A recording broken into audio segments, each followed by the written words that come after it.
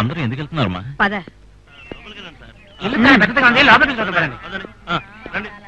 రండమ్మా, పదండి పదండి, లైన్ ఎవరమ్మా, పదనమ్మా, పదండి, ఆడాలంతా ఆడారండి. ప్రకాష్, నాకు చిన్న ఆశ. ఈ ఇంట్లో నాకు కేసు దొరికితే ఈ ఇల్లు అమ్మించాను. కూర్చో ప్రకాష్.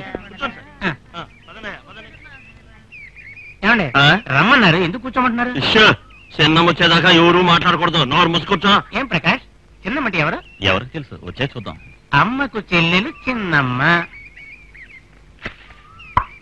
వివాహ భోజనంబు వింతైన వంటకంబు.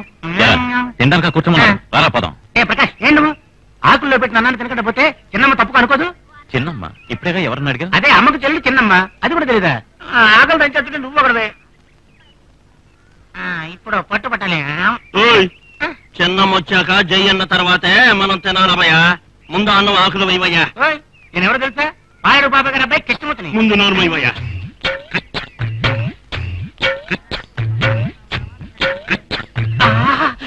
చిన్నమ్మ గొప్ప అందగత్తె. ఆవిడ చిన్నమ్మ కాదయ్యా, చిన్నమ్మ గారి చెలికత్తె. చెలికత్తె? చెలికత్తె కత్తిలా ఉంది, మరి చిన్నమ్మ?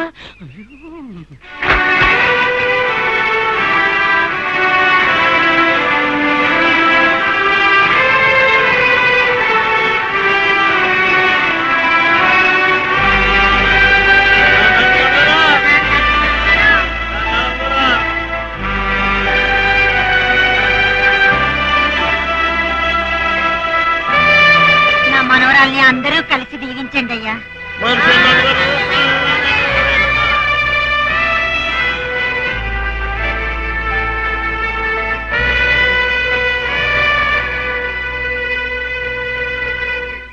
మీ దీవెనలే చిన్నమ్మకు 18 ఏళ్లుగా కొండంత గుండె బలాన్ని ఇస్తున్నాయి. భోంచేయండి, తృప్తిగా భోంచేయండి. అందరూ తృప్తిగా తినండి. ఇప్పుడు తెలుసుకున్నానండి. ఇప్పుడు భోంచేట ఏంటి ప్రకాష్ తినేయకుండా? ఏవో పాపాలు చేసి అవి పోగొట్టుకోవడానికి ఇలా అన్నదానం చేసి ఎందరిని స్వాములు చేస్తుందో తెలుసా? నువ్వు సిగ్గు లేకుండా కూర్చొని తిందా అంటావా? పారపోదాం.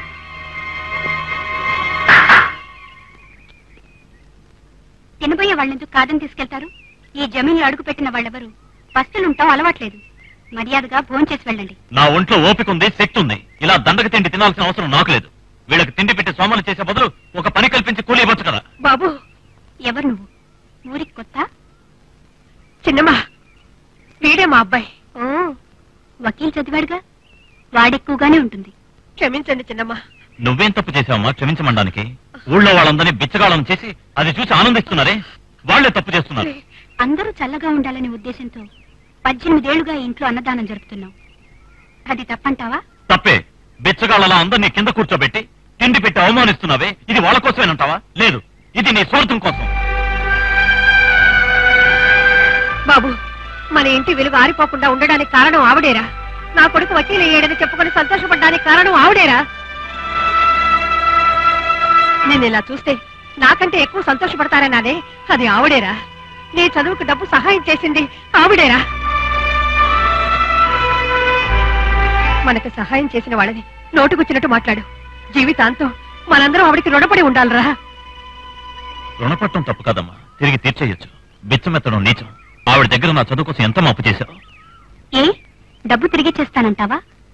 మేమెవరికైనా డబ్బు దశకము అప్పుగా ఇవ్వలేదు, దానంగా ఇవ్వడమే మా అలవాటు. ఎవరి దగ్గర దానం తీసుకోవాల్సిన అవసరం నాకు లేదు. మా అమ్మ చేసిన అప్పు 3 మాసాల్లో తీర్చేస్తాను. దేనితోటి? నేనిచ్చిన డబ్బుతో ఇన్నేళ్లుగా చదువుకున్నావే, ఆ చదువుతో సంపాదించగా తీర్చిపోతా? నల్లకోటు వేసుకోకుండా, చదువును ఉపయోగించకుండా కష్టపడి సంపాదించి అప్పు తీర్చడం నీ వల్ల అవుతుందా? వాదించడానికి వకీలు కోటు వేసుకోవాల్సి నువ్వు మట్టి పిచ్చికి కట్టెలు కొట్టి డబ్బు సంపాదించగలవా? సంపాదించి చూపిస్తాను. ఆగు. నువ్వు బయటికెళ్లి రెక్కల కష్టం మీద సంపాదిస్తున్నావో లేక లెక్కలు రాసి సంపాదిస్తున్నావో ఎలా తెలుస్తుంది? ఏ ఇంట్లోనే నా మనుషుల కనుసన్నల్లో నేను చెప్పే ఏ పనైనా చేసి నువ్వు ఈ అప్పును తీర్చగలవా? ధైర్యం ఉందా? తీరుస్తాను. ఆఖరికి కట్టెల కొట్టైనా తీరుస్తాను. నీ అప్పు తీరే వరకు ఈ నల్లకోటు వేసుకోను. వీళ్ళకి తిండి పెట్టి సోమరులు చేసే బదులు ఒక పని కల్పించి కూలి ఇవ్వచ్చు కదా. మొదటిసారిగా ఈ ఊళ్ళో కష్టపడి సంపాదించాలనే కుర్రాన్ని చూశాను. అది నీ రూపంలో. నీ అప్పు తీరే వరకు ఈ నల్లకోటు వేసుకోండి. ఈ రుణం అంత త్వరగా తీరిపోకూడదు. నువ్వెప్పుడు నా కళ్ళ ముందే ఈ ఇంట్లోనే ఉండాలి.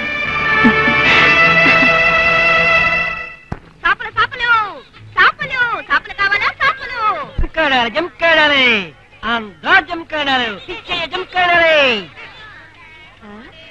ఎవడు నా సాపలకు పోటీగా జింకాణాలు అమ్మడానికి వచ్చాడా? జంకాడాలు పిచ్చయ్య జంకాడాలి.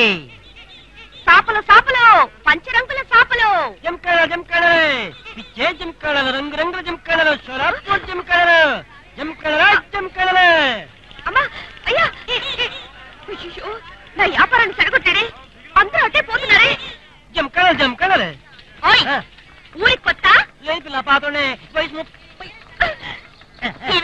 ఇది నా సాపులు బేరవాడి వెళ్తారా?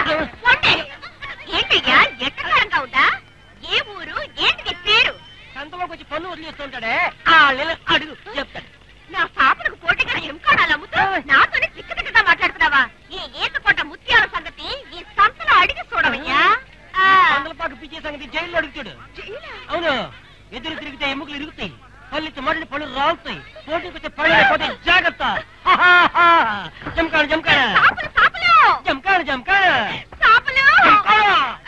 నా సాపు మీద పడుకుంటే పెళ్ళైన 10 నెలలకి పిల్లలు పుడతారు. జంకాడ మీద పడుకుంటే 9వ మాసానికి పిల్లలు పుట్టేస్తాడు.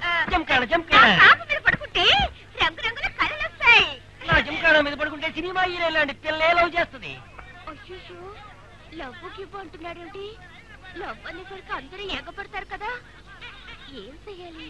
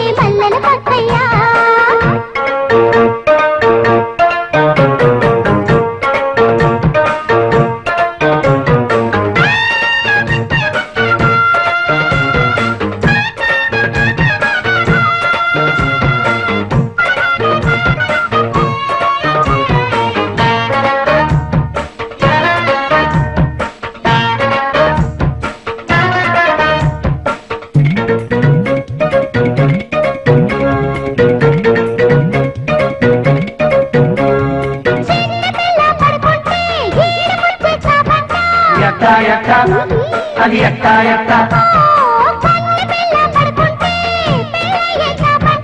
ఎట్టా ఎట్టా అది ఎట్టా ఎట్టా రంగు రంగుల చాపంట రతనాల చాపంట నా చాప ఎక్కారంటే స్వర్గాలన్నీ మీ వంట మొగుడి మనసులో పేరంట మోదు పేరేనంట ఇంక చిన్నయ్యని పక్క కూడా చూడనివ్వదు బావయ్యా బావయ్యా కొనరా బావయ్యా నా చాపంటే మద్దెక్కి మల్లెల పక్కయ్యా బావయ్యా బావయ్యా కొనరా బావయ్యా నా చాపంటే మద్దెక్కి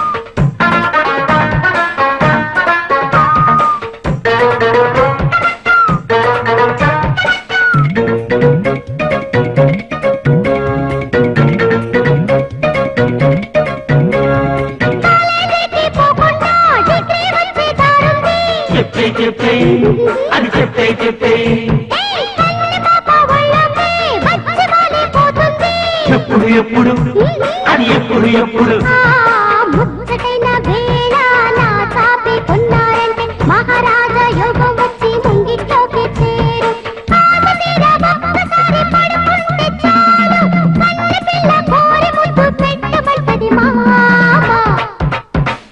బావయ్య బావయ్య కొనరా బావయ్య నా తాపంటే మద్దికి పల్లెల పక్కయ్య బావయ్య బావయ్య కొనరా బావయ్య నా తాపంటే మద్దికి పల్లెల పక్కయ్య చాపెక్కి పడుకుంటే రేగిని శృంగారం ఎన్నెల్ల ముద్దుతో జామంతా జాగారం బావయ్య బావయ్య కొనరా బావయ్య నా తాపంటే మద్దికి పల్లెల పక్కయ్య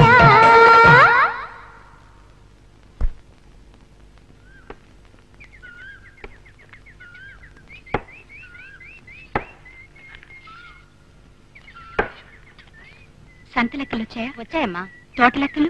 అవి కూడా వచ్చాయి.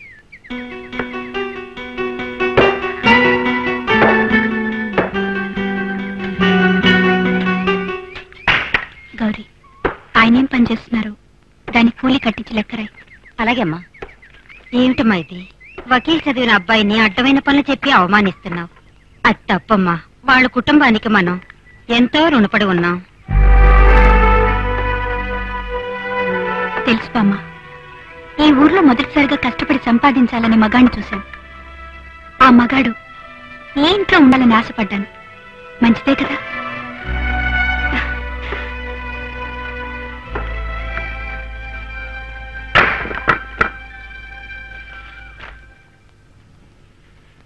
ఏమండి, ఈ రోజు మీరు కట్టెలు కొట్టిన కూలి మీ లెక్కలో జమ కట్టమంటారా? ఈ డబ్బుని మీ చిన్నమ్మగారి చేతికే ఇవ్వాలి. ఈ 200 నా లెక్కలో జమ కట్టండి.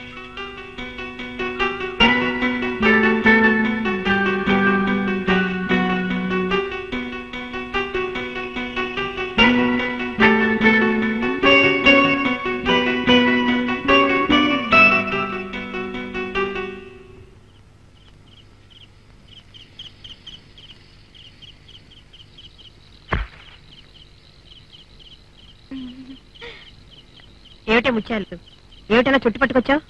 ఇదా ఆయన పట్నం నుంచి వచ్చారు కదా? ఎవరు? ఆయనే నీ కొడుకు. పట్నంలో అయితే మంచం మీద పడుకుంటారు, ఇక్కడ నొలక మంచమే కదా ఉంది.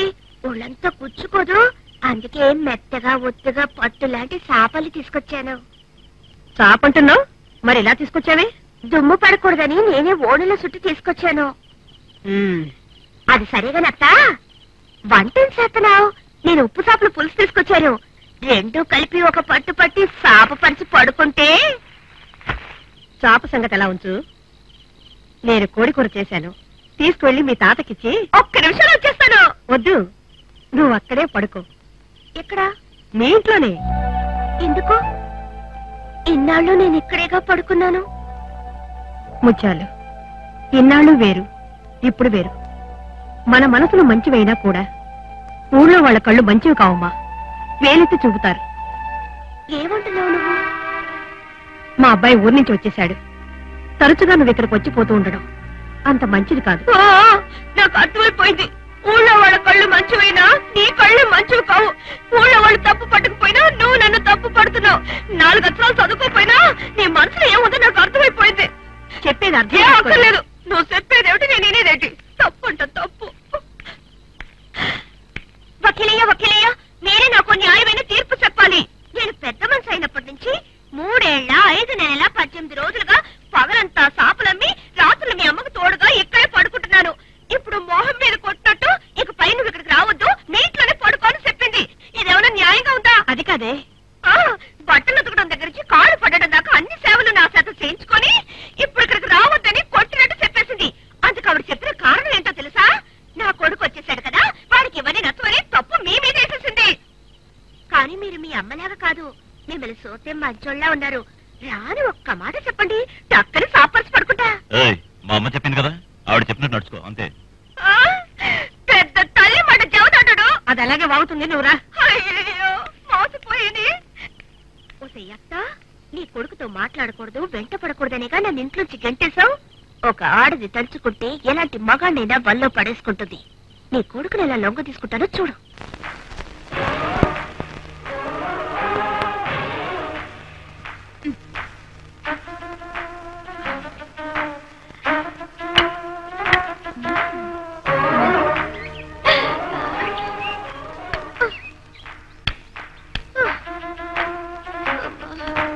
పార్వతి,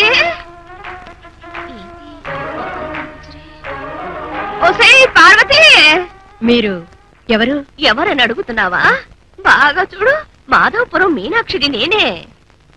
మాధవపురం మీనాక్ష జ్ఞాపకం రావడం లేదే. నరుకూరి రామారావు జ్ఞాపకం ఉన్నాడా? అవును, ఆయన మా తాతగారే. నరుకూరి రామారావు 4వ చెల్లెలు కామాక్షికి చిన్నమ్మ కూతురు మీనాక్షిని నేనేనే. జ్ఞాపకం వచ్చిందా? పెళ్లికి ముందు మీ ఆయన్ని కలుసుకోవడానికి మామిడి తోటకు వెళ్లేదానివే. అది చూసి మీ అయ్యతో చెప్పి ఈ పెళ్లి జరిపించింది నేనే గదే. అది పోని మొదటి రాత్రి నిన్ను లోపలికి నెట్టి తలుపేశానే, అది జ్ఞాపకం ఉందా? పాలు పళ్ళు నీ చేతికిచ్చి పంపానే, అదైనా జ్ఞాపకం ఉందా? పాలు పళ్ళు ఇచ్చి పంపింది జ్ఞాపకం ఉంది. లోపల జరిగినవన్నీ జ్ఞాపకం ఉన్నాయి, బయట జరిగినవి ఏవి నీకు జ్ఞాపకం లేకుండా పోయాయి కదా. అది సరే బామ్మ, ఇన్నాళ్ళు ఎక్కడున్నారు? ఇక్కడికెలా వచ్చారు? అదెందుకు అడుగుతావులే. పెళ్ళైన 50 ఏళ్ల వరకు నన్ను బాగానే చూసుకున్నాడు ఆయన. మొన్నేమో చట్టుక్కున ఒక మాట అనేసాడు మా ముసలాయన. అంటే నేను ఊరుకుంటానా? ముసలోళ్ళు ఒక వారం పస్తులతో మాడిస్తే దారికొస్తాడని గొడవ పెట్టుకొని వచ్చేశారు. నాకు పార్వతి ఉంది, అది నాకు తిండి పెడుతుందని చెప్పి నీ ఇల్లు ఎత్తుక్కుంటూ వచ్చాను తల్లి. ఏంటలా చూస్తున్నావు? నువ్వేవి నాకు ఊరికే తిండి పెట్టక్కర్లేదు. నేను దాచుకున్న డబ్బు 8,000 ఉన్నాయి, తీసుకో. అయ్యయ్యో, అయిన వాళ్ళం అన్నాక డబ్బెందుకు? ఎన్నాళ్ళైనా మీరిక్కడే ఉండండి. మీ ఆయన వచ్చినప్పుడే వస్తాడు. వచ్చాక మా వాడితో చెప్పి మిమ్మల్ని సంతోషంగా సాగనంపుతాను. అవునే, నీకు కొడుకుండాలి గదే. ఎప్పుడో చిన్నప్పుడు చూశాను, ఇప్పుడు బాగా నవనవలాడుతూ ఎదిగిపోయి ఉంటాడు. అమ్మా బామ్మ, వీడే నా కొడుకు. తెలుసుగా? తెలుసా? ఎలా తెలుసు? అదే తెలుస్తోంది అంటున్నా. నీ కొడుకుని. ఎవరివిడా? మనవడా, బామ్మని రాజా. పార్వతి, నీ కొడుకు నీలాగే పొడుగు, నీలాగే బంగారు ఛాయ, నీలాంటి కళ్ళు. నీ కొడుకుని ముద్దు పెట్టుకున్నాని, ఇప్పుడేం చేస్తావో చూస్తా. ఏంటి బామ్మ? నీలాగే పొడుగైన చెయ్యి. ఏంటి రాజా ఇది? చేతులు ఎంత పెద్ద పుండు? ఏమిటి బాబు? అమ్మా ఏం లేదమ్మా, 2-3 రోజులుగా అలవాట్లేని పని చేశాను కదా, అందుకే. ఏమిటంత తేలిగ్గా చెప్పేశావు? పార్వతి, నువ్వు వెళ్ళి కొబ్బరి నూనెలో కర్పూరం కలిపి తీసుకురా పో. పర్వాలేదమ్మా. నువ్వు రా నాయనా. ఏమిటి నాయనా, ఏం పని చేసావు? ఎంత పెద్ద పుండు అయిపోయింది. దా కూర్చో నాయనా, పక్కన కూర్చోరా. రా రా రాజా, నా ఒళ్ళో పడుకో. రా నాయనా, బామ్మనే కదా పర్వాడా, తప్పులేదు, పడుకో నాయనా. ఇదెందుకు ఇప్పుడు? ఏమిట్రా అంత సిగ్గుపడుతున్నావు? నువ్వు చిన్నపిల్లడుగా ఉన్నప్పుడు నా ఒళ్ళో పడుకోబెట్టుకొని నీకు 5 బుడ్ల పాలు పట్టేదాన్ని. నువ్వు అన్నం చేయకుండా తాగేవాడివి. చిన్నప్పటి నుంచి నేను నీకు తెలుసా? ఏమిటి అలా అడుగుతున్నావు? నువ్వు పుట్టగానే ఆడా మగాని చూసి చెప్పిందని నేనే. పడుకో నాయనా, దీనికి ఇలా సిగ్గుపడిపోతే ఎలా? ఇంకా ఎంతుందని చేయి చాపు. ఎందుకు బామ్మా? కాదు నాయనా. ఏమిటి బామ్మ, నొప్పి తట్టుకోలేక పడుకున్నాడా? పార్వతి, ఆ రోజుల్లో నువ్వు నవ్వితే చూసేవాళ్ళంతా గుమ్మైపోయేవాళ్ళు కదా, అలాగే నీ కొడుకు నవ్వుతున్నాడే. చేతికి దెబ్బ తగిలితేనే ఇంత కాల్ చేస్తుంది. నువ్వు మందురాయి. ఈ రోజు ఏం పని బాబు? అమ్మా, కట్టెలు కొట్టడం కంటే రాళ్లు కొడితేనే ఎక్కువ డబ్బు వస్తుందన్నారు, అందుకనే. వేరే ఏదైనా మంచి పని చూసుకొని త్వరగా వాళ్ళ రుణం తీర్చేస్తే తర్వాత వకీల్ కోర్టు వేసుకోవచ్చుగా. అమ్మా